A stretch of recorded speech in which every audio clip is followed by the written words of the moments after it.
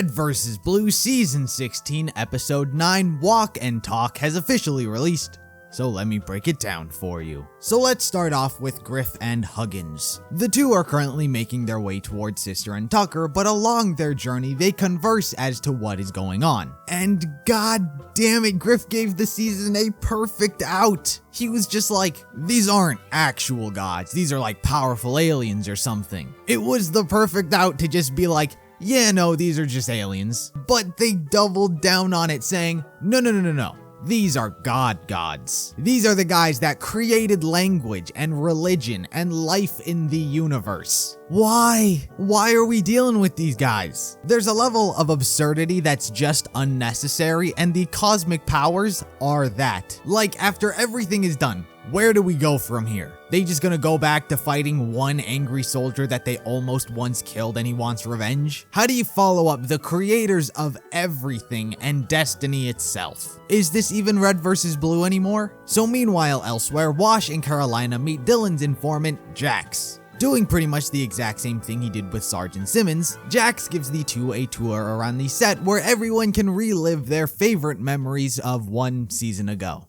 Sure. They confront Sarge on the whole time travel thing and he points them to the direction of Simmons, who carries the gun. He demonstrates how it works and then Jax proceeds to give us a lesson in what we're dealing with. He describes a paradox as something that can't happen, and he gives us a very half-assed and vague example of one. A more complete example would be if you go back in time and destroy your time machine. Without your time machine in the past, your future self couldn't have traveled back in time to destroy it in the first place. That would be a paradox. Jax then gives us three types of time travel. The closed loop, which is a fixed timeline. Events happen. Anything you may do, you will only be the cause for it. The multiverse, which creates a different timeline for each and every event possible. And the flexible timeline. You can change events, but I guess it doesn't make sense. And that's really what this season is going for. It's going for the shit that makes sense. Get your nonsense that was Back to the Future out of here. That movie makes zero sense and has no idea how time travel works. RVB 16,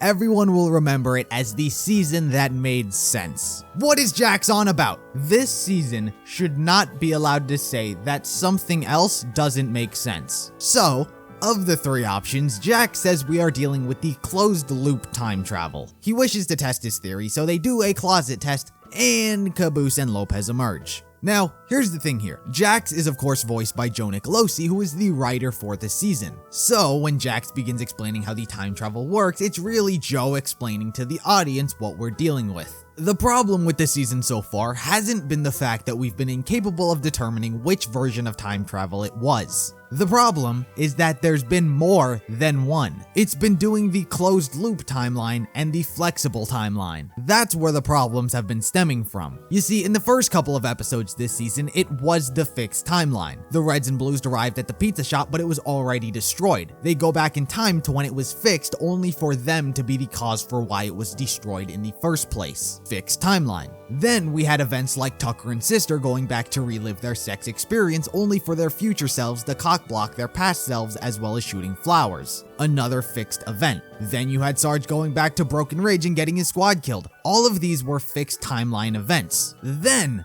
all of a sudden, the show went to a flexible timeline. Sarge ended up pulling three historical figures out from history and putting them into the future. Tucker, Caboose, and Lopez were appearing in paintings and ancient drawings. History was seemingly changing because of their time travel. But most important of all here, pizza disappeared. Originally, when that episode aired, that multiverse timeline was something that I brought up, but much like Jax this episode, I just rest it to the side. Pizza cannot disappear if it's a fixed timeline. Oh, but that's what the paradox is here. If that's the counter argument here, then what's the point in telling us what type of time travel it is? In a fixed timeline, as Jax explained, things cannot change. It makes what I said last episode somehow more infuriating with this new development. The whole Tucker, Caboose, and Lopez thing and having no one find that shit until now is so stupid. It's existed for who knows how long, but I mean, I just found it. Jax also brings up the idea of free will and how you can't make decisions, which I don't necessarily think it's true. It's not that you can't make decisions and don't have free will, it's that you don't know that you will always make a certain choice every time. I don't think that gets rid of free will, you just aren't aware of it, like shooting flowers and stuff like that. Now, despite the rants that I've been going on with the past few episodes, this episode wasn't actually that bad. There was information given and the characters were entertaining. The rant portion that came from this was the bigger picture. Everything that's going on with the gods. That's the thing I hate here. I honestly do believe that this story isn't going to win me over. I don't believe it has anything to do with the writing. I hate the concept. Past concepts were things like tracking down the director, fighting in a civil war. Gods, that's a concept that I hate through and through. If you were to give Bernie or Miles this concept, I think that I would equally dislike it as much as I do now. Season 15 I thought had a very interesting and unique concept that I was excited for, but failed to deliver on the writing towards the later half of the season. This season, right out the gate,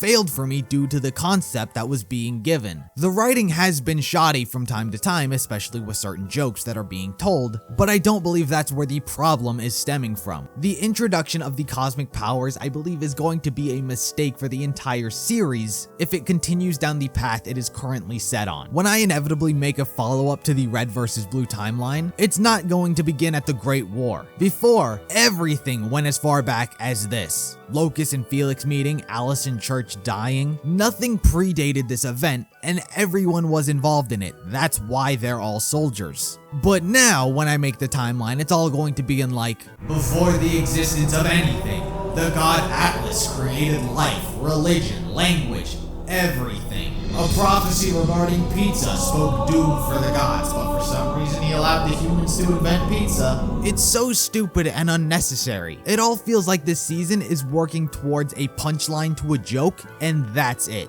Like, oh, O'Malley conquered the universe. Isn't that funny? Guys, he finally did it. But in the meantime, everything else is just terrible. The last 2 episodes have felt decent because the gods' role are being extremely cut. Without them, the show is great. But with them, it's just not good and it doesn't feel right. It doesn't feel like Red vs. Blue. Like Joe, last season was so close to being great, it just needed a few tweaks and it would have been amazing. I think season 15 got a lot of unfair hate, which is why I was excited for this season, but it's so different and has nothing to do with anything. So for now, that is going to do it for this video. Be sure to like the video if you liked it, subscribe if you're interested in more content like this, consider becoming a sponsor over on Patreon, you get all the content early and it really does help out the channel. Be sure to follow me on all social medias and I'll see you in the next video.